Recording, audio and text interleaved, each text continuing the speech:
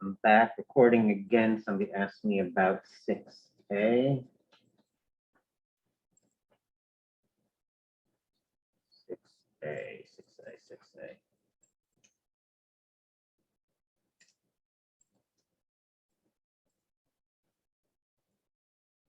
Okay.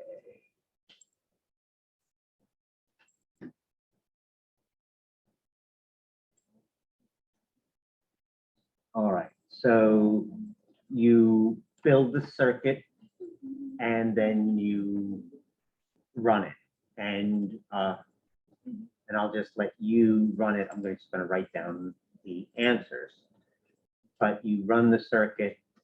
And one thing about running the circuit is don't turn it off. It's memory. It is volatile. That's one of your vocab words, which means don't turn it off. So if you turn it off, you lose what you have and sort of need to start again. So this voltmeter will be high or low. I'll write it down as a 1 or a 0, and that will be Q. And this tilde Q or Q prime will just be the opposite. So I'm not going to measure that 1. I'm just going to write down the opposite of what I see. So let me see if I have, hopefully I'll get this right. That will be a 0, 0, 0, a 1, a 0. I have it right. And 0 and a 0, 0, 0, and a 1, 0, 1, 0. Is that right? Anybody done this? Well, we've done it before, but I think that is right. Okay. So, and then Q is the opposite. So that would be 1, 1, 1, 0, 1, 1, 1, 1, 1, 0, 1, 0, 1. It's just the opposite. And now we're looking for when it changed, then we know writing occurred. So it changed in this row. I'm just going to indicate where change, we see changes occurring. That changed. It changed there. It changed down here. So we know these are changes, which is some kind of writing. And if you write a 1, that is a set. If you write a 0, that's a reset, or reset, and set, reset, set, and reset. Okay. Now, so those we can just identify because it changed, and we know it changed to a 1, we'll call it a set. If it changed to a 0, we'll call it a reset. Now we have to look for the pattern. What is going on to cause this? One thing that we note is that when we set or reset, we can see that D and Q are the same. So we are writing, we believe we're writing D, the data. The other thing we notice about these rows that are highlighted is that E is a 1 there. So the E is allowing us or making us write the data. Now we have 2 other places where E is 1, and we have to ask ourselves, is that consistent? Is that rule that we just suggested, is it, if it's violated, then it's not a rule. If it's kept, then okay, then it might be the rule. So what about this guy? Make him out green, and this guy. Are they consistent? It doesn't obviously change there. 1, because at the beginning we just started, so we don't know what it was before. And the other one, it was a 0 before and is a 0 now. But it is consistent because if I had a 0, but then I write a 0, that's consistent. It looks like it doesn't change, but our rule is that I'm forcing it to be 0. It just happened to already be 0. So it might be give you the illusion that it didn't change, but really we force it to be 0. A reset is just forcing it to be 0. It doesn't matter what it was before. If it was a 1 before, it's an obvious change. If it was a 0 before, okay, it can be confused with a no change, but it's not, it's a reset. And then this one was also a reset. The D and the Q are both 0s, and it fits with our rule. So there's no difference really between the green and the orange here, other than the orange was clear to me that it was because it changed, then it was a set or a reset. Then I had to go back to the greens and see if it was consistent. Exactly where are we comparing when you said it changed? The Q. So Q changed. It was a 0, became a 1. It was a 1, became a 0. It was a 0, became a 1, became a 0, became a 1, became a 0. So the Q is changing. I know something happened, which I'm calling writing. And if it became a 1, I called it a set. If it became a 0, I called it a reset. So that's the first one. That's the 7475. Now the 7476, even before I cheated, so somebody told me the answers. I think it is 1,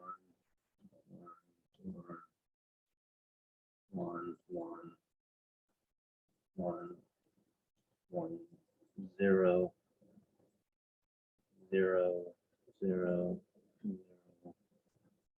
0, 1, 1,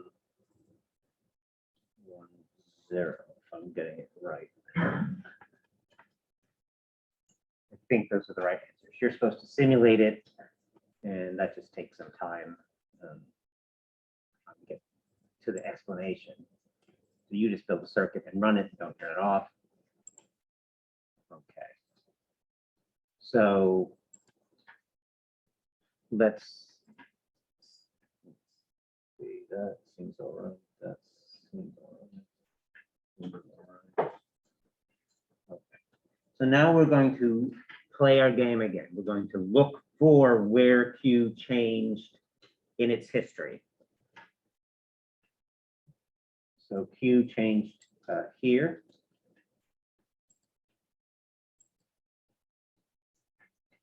Q changed here. Q changed here. And Q changed here. So we can, Q prime is going to be the opposite of Q, and I'm too lazy. Okay. But we know Q became a 1, so we're going to call that a set. Q became a 0, so we're going to call that a reset. Q became a 1, so we're going to call that a set. Q became a 0, we're going to call it a reset. Okay. Now, so that's where Q changed, and if Q changed, we know something happened. We're presuming that it's writing. And once again, when it changes such that D and Q are the same. So again, we believe that D is the data. Okay, so what do we think this time causes the writing? So let's go back to our old rule when this input is a 1. Well, all of these orange lines have that thing to be a 1, so that seems to be consistent. But are there any counter examples? Or is there any time where this input I call clock, is there any time when That is one where the Q and the D are different. And right there it is. So there's one. Here's the clock is one, but these are different. Here's another one. The clock is one and these are different. So here's the clock is one and these are different. So this is not the rule this time. It's a different rule. It's not just when the non-data input is high, because there are counter examples. So we have to look for a different rule. Well, it's not when it's low. The writing is when it has something to do with the clock being high, because all of these orange things have the clock high. But it's not it being high. It is it becoming high. Because we see what's consistent about these orange things here is that the clock went from 0 to 1. The clock went from 0 to 1. The clock went from 0 to 1. The clock went from 0 to 1. So it wasn't when the clock was high, we saw counter examples, but it's when the clock goes from 0 to 1. That's when the writing occurred. Now we have to see, that's our new proposal. We look for, is it consistent? Are there any counter examples? So here's a 0 to 1, and that was a set. Here's a 0 to 1, and is that consistent? Yes. I make my Q equal to D. It just already happened to be, I made it a 1, but it already just happened to already be a 1. But that's consistent. So that'll be my green color, I guess. I didn't notice it obviously from the change, but it is consistent with my rule in that I went to an edge of the clock, the 0 became a 1 in the first column, and my Q ended up equal to my D. Just so happened that it was already a 1, but that's just an accident of history. I was forcing it to be 1. Do I have any others? Here's a 0 becoming a 1. Here's a 0 becoming a 1. Here's a 0 becoming a 1. So they're all consistent with that. So that's known as an edge, and that is the positive edge. So you say down here, I noticed that writing occurred when the clock changed from 0 to 1, and that's a positive edge.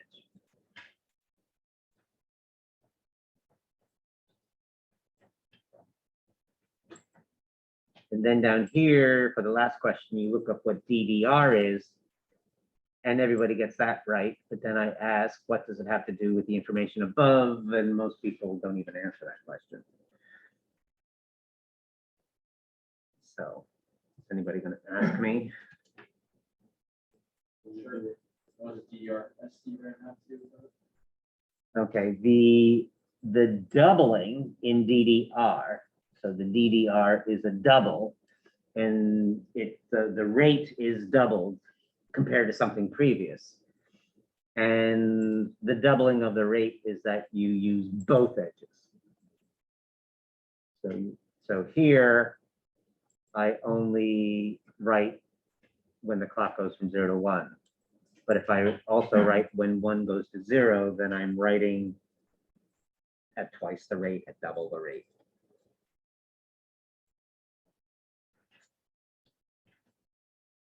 Anything, so I've just done an entire part of the lab for you, so good.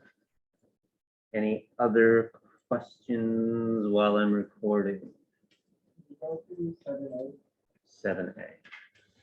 Just for you, I love.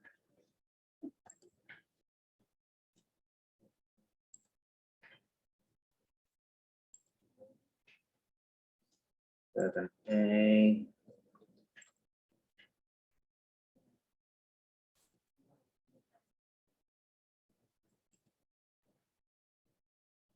This guy?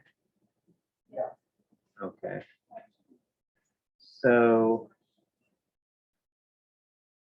all right. So I don't know if I'll do everything for you, but when the switch is up, it should be it's charging. So if I were simulating, I would start with it down and then move it up.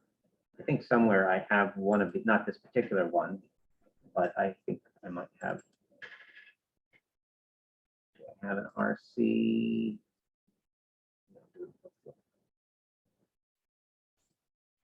Somewhere I had one. Okay. When the switch is up, as in the picture, then what is the path? So I'm going to play my snippy game.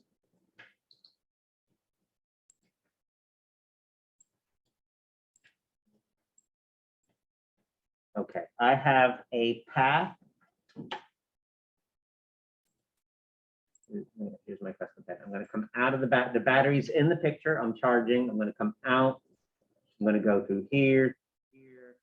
Some of it's going to go this way. Some of it's going to go that way. I'm going to come here. Some of it goes this way. Some of it goes that way. Some goes here. Some goes there. And like that. Okay. So this is who's involved in charging. So I'm charging.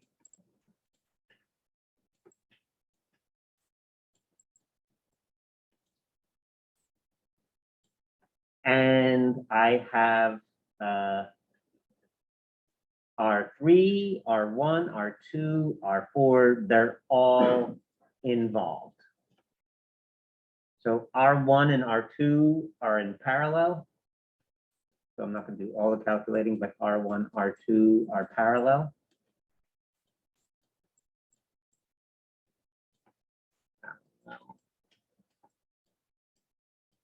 And then they are in series with 3 and 4. So R1, 2, that's that result. R3 and R4 are in series.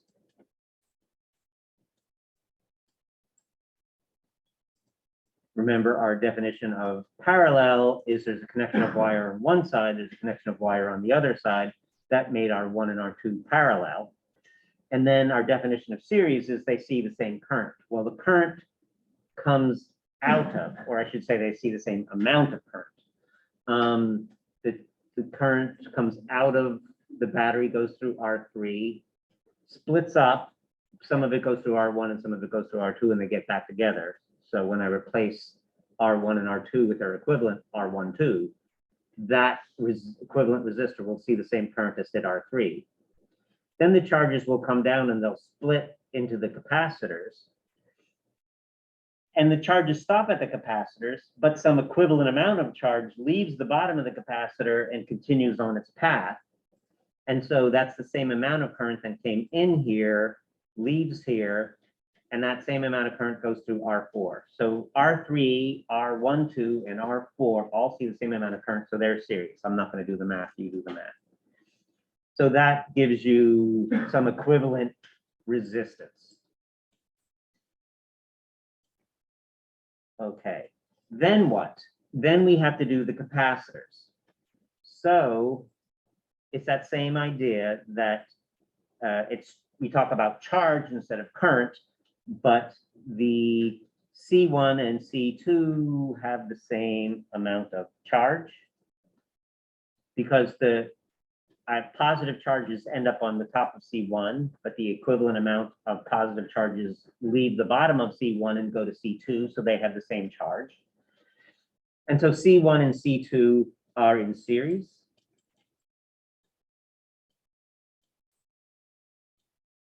And then that equivalent, C12, is in parallel with C3. There's a wire on the top.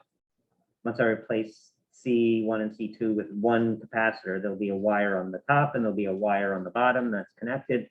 And so then C12 and C3 are in parallel.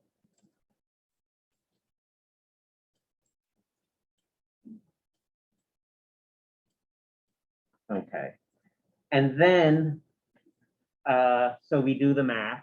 We remember that the math for resistors is opposite of the math for the capacitors. So resistors in parallel add reciprocally, and resistors in series just add. Capacitors in series add reciprocally, and capacitors in parallel just add. And then the time constant, tau, will be the equivalent resistance times the equivalent capacitance. And that's the theory part. So that's just multiplying the total amount of resistance with the total amount of different capacitors. Yes. And the answer will be, since I have kilo ohms times microfarads, I'll get milliseconds. I have thousands of ohms. I have millionths of farads. So I'm going to end up with thousands. So I'm going to end up with milli. Okay, so that is the theory for charging. Okay. I'm going to say again. Oh, yeah. I'm not done yet. Then now I'm going to do the discharging part. So you have this, I'm recording, so you'll see it in the recording that nobody will watch. Okay. All right. So let me do a new snip.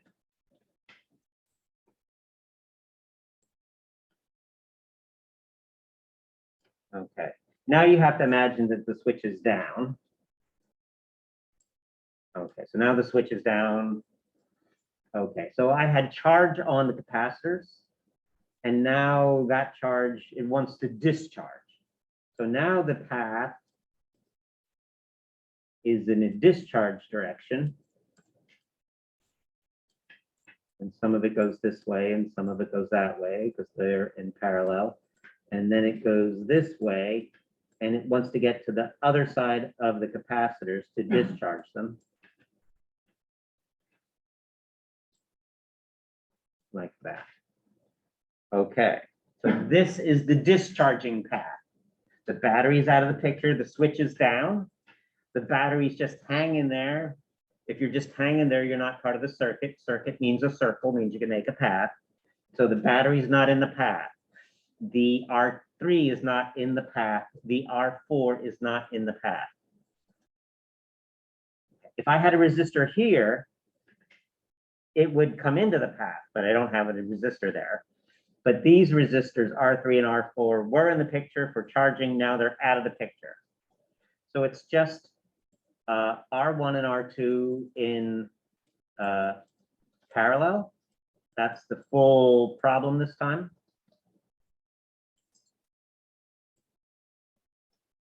And then you have, that's all the resistors, and they're done. And then we have, the capacitors are the same.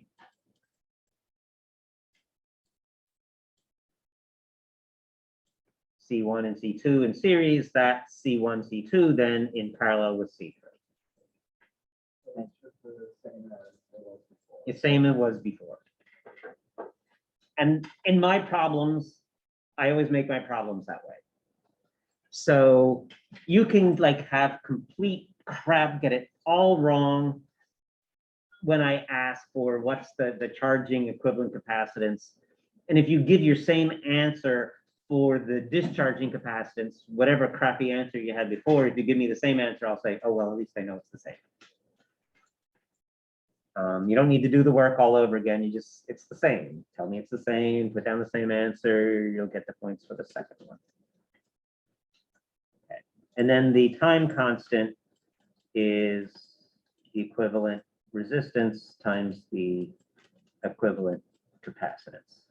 This is the long problem on the test, on test 2. This is the problem that ends up to be like almost 20 points. It's the first problem. So it's not to be skipped. Telling you what to do, this is what it's like. If you understand the paths, then you understand the resistors that are in the circuit. And it's usually much easier than when I had all those resistors. because it'll be 3 or 4 resistors. There'll be 3 or 4 capacitors, no more. Okay, and then the problem is to understand resistors and capacitors do the opposite thing. And then I still have to show you the oscilloscope stuff. Can you go over unit 6 part? I'm going to do the oscilloscope for this part, for this thing, and then I'll answer your question if you still have it. Okay. So that's what so now I've done the theory. And now I will show the one more snipping game. I will show the what the oscilloscope would look like. Okay, so what you do when you run these, I would start with the switch down. I would turn, you have to be relatively fast. You should do this before the test, obviously. Practice on one of these problems before you do it for the first time on the test. You start the simulation, you click in the workspace in Multisim, then you use your keyboard, in this case a space, and you'll hit space to make it charging, you'll hit space to make it discharging, you'll turn it off. And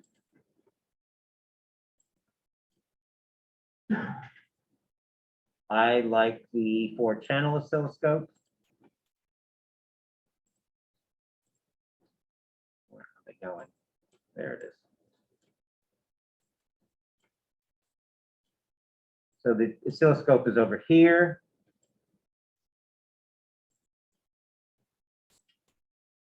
And let me open it up. This controls here the x-axis, shows you whether it's spread out or squished up, and this controls the y-axis. Sometimes you need to know those two things. Okay. So the first part, the charging, you're going to find the part of the oscilloscope that looks like this. It was going along flat, and then it starts to go up and come over to that.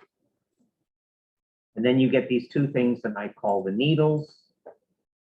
And you put one needle here and one needle here, where this is 63%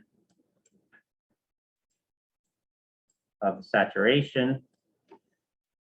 63% of something is 0.63 times the something. And then this will do the subtracting for you. Down here, this T2 minus T1, it does the subtracting for you. And that will be that time from what I call the corner. And you could call that the corner. To the 63%, that T2 minus T1 is the time constant, which should compare relatively well to your, should be a good comparison to your theory.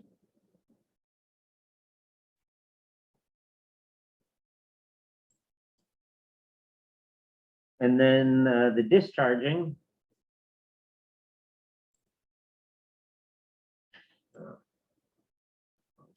The discharging will look like this. Blah, and then yeah. And then you'll go from the corner to, and then here it is flattened out. You'll go to 37%.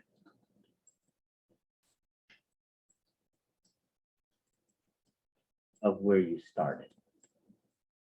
And then this T2 minus T1 is the time constant again.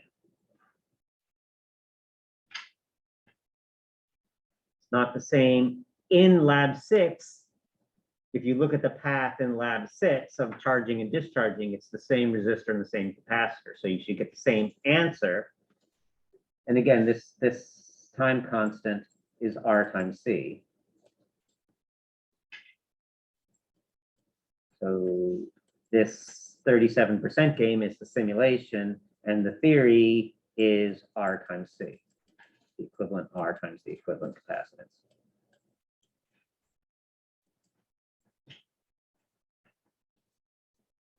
It should differ. Like the first digit should be the same. The second digit might be different, maybe by 1.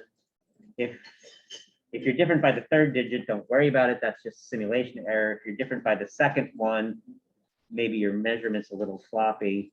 And if you're different in the first digit, then something went wrong. Unless it's like 9 and so, you know, something's 10 and the other thing's 9 or something, but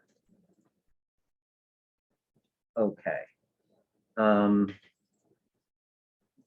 Now, what were you asking me? I answered it. Yeah. Yeah, this one was harder because in lab 6, the RC circuit in lab 6 has the same resistors and capacitors in the charging and discharging. So you're supposed to see in lab 6, you should see the same times going up and coming down, but not here. And if you just draw for yourself the path, the charging path goes from one side of the battery to the other side of the battery.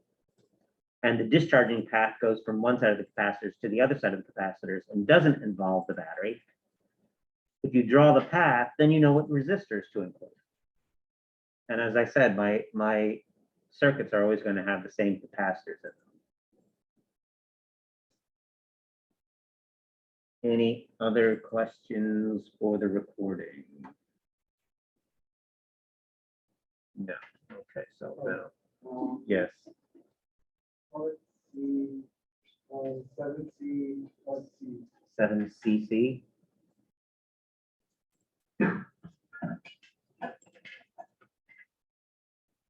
Let's see.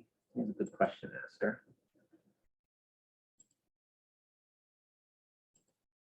So a floating point sort of in reverse. Okay. So here we go. So the decimal number can be expressed as -1 to the sign. Okay, a number between 1 and 2 from the mantissa, and a number from unbiasing the exponent. Okay, so let's get the number. Allow myself to edit here.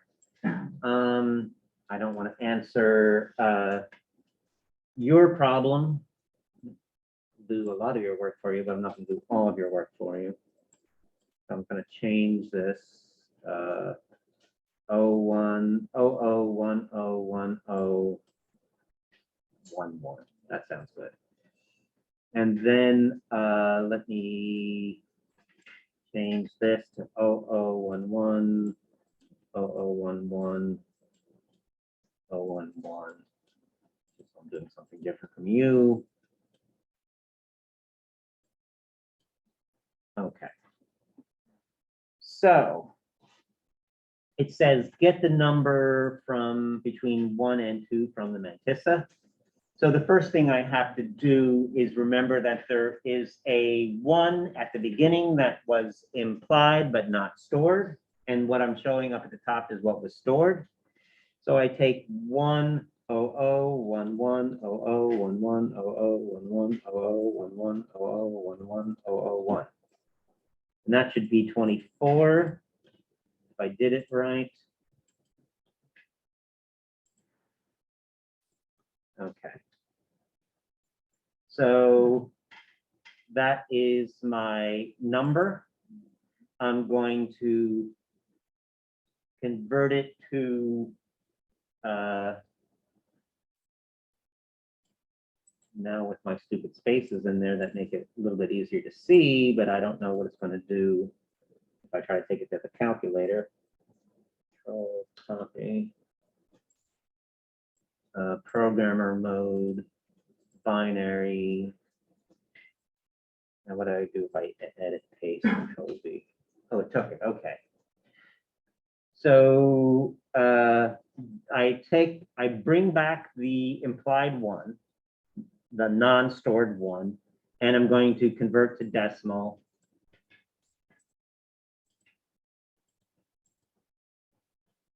Control Z, and I'm going to divide that by 2 to the 23. So now, I don't want that, go away. I'm going to take this number, Control C to copy it, go over to scientific mode, Control V to paste it, and I'm going to divide by 2 raised to the 23, and I get 1.999, yada, yada, yada, yada.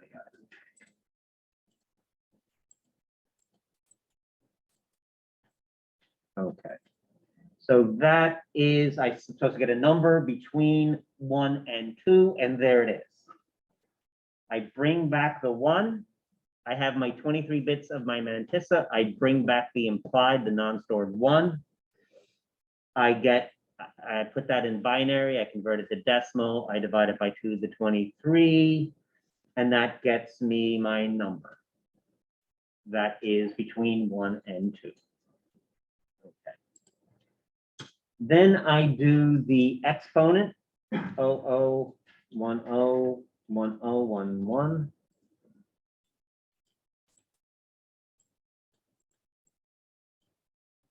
Control copy, back over to my calculator, back to programmer, back to binary, Control V, paste that.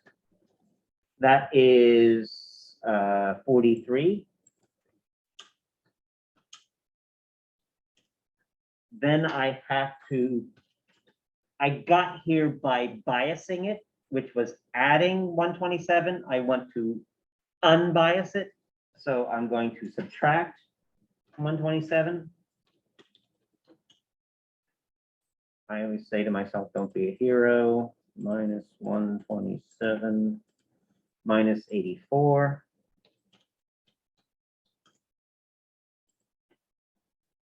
Okay, and then I'm going to put the pieces together. So it was a negative number. I started with a 1, it's a negative number. So that's a minus whatever. And then I take this, yada, yada, yada, copy it, put it in my parentheses here. And then I'm going to multiply that by 2 raised to the minus 84. And calculator or Google? You asked the question, do you want me to use Google or a calculator? The calculator. The calculator, okay. So let me go over to scientific. And I'm not going to worry about the overall minus sign. That makes my life too hard. I'm just going to remember to make it negative when I'm done. I'm going to do 1 point, well, let me see. Let me, instead of being lazy, I'll be smart. And I will Control V, paste that big number in there. And I'm going to multiply it by 2 raised to the 84 negative equal. Here's my answer. And then I remember that it's negative. Control E in a calculator means times 10 to the minus. If you didn't know that. Okay. All right. Let's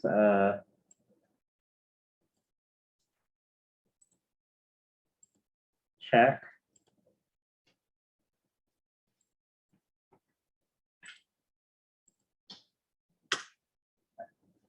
So what was the original thing that I gave us to do?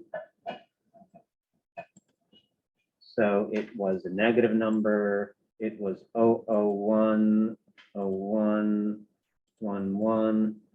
And then it was 001100. I made a nice pattern for myself.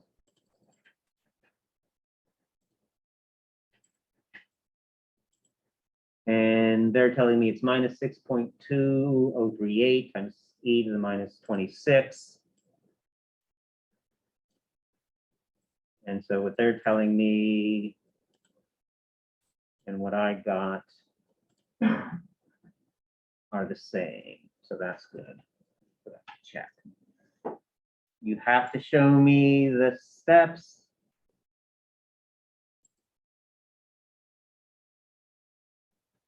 I'm asking for steps. I'll ask for steps on the test. If you don't give me steps, you're not going to get all the points. By all means, slap it in the calculator and get whatever point there is for checking the answer or getting an answer, but it won't be, you're not going to get all the points for that.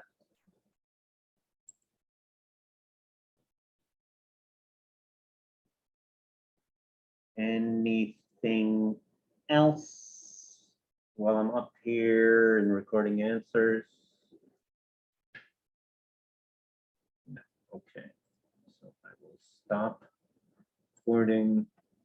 What did that was a head scratch? That was a head scratch.